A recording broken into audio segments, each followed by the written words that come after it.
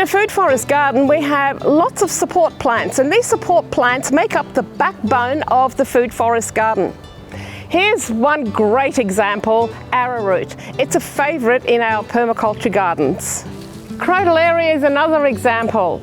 This is a legume, and when it's chopped and dropped, then it becomes an excellent source of mulch.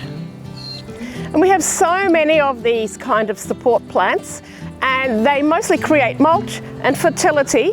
But look at this, we have got sweet potatoes here, and they serve multiple purposes. They serve as a ground cover to stop weeds from growing through, and they're a great source of food. We all know sweet potatoes, don't we?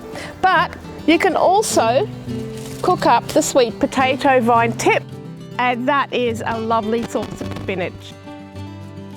And look at this amazing comfrey plant. It shouldn't really be like this. You know what it's useful for? For mulch.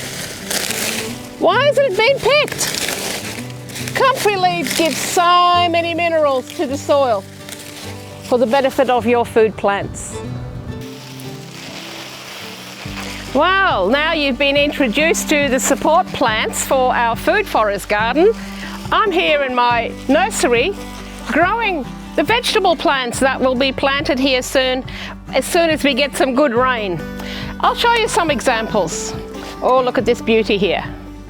Taro.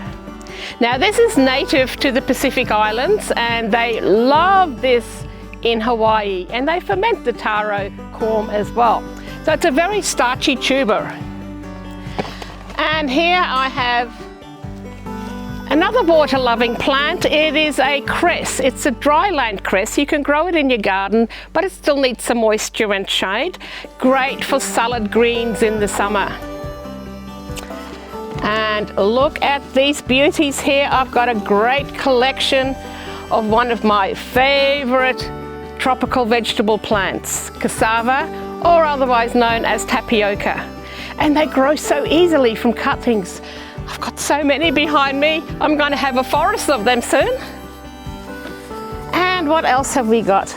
You know, I just love all my plants. That's because I like eating, because all these plants are edible, and this one here serves as a ground cover, which is great. We need ground covers, but it has a beautiful melon-like fruit on it, and lots of them too. So in spring and in autumn, that's when they are abundant, and I always dive for them when I see them in the garden. They mostly don't come upstairs to share with the rest of the family. That's my secret. And what else have we got? Oh, this one here, I love this one. This is the best green. It's a great spinach. You can eat it raw, and it's called Okinawa spinach.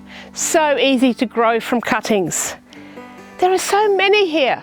When I get into the nursery and I look at all my plants, I get a bit excited, but I just need that rain to fall, because this type of garden is rainfall dependent. I don't water anything in here. It's just a natural type of garden.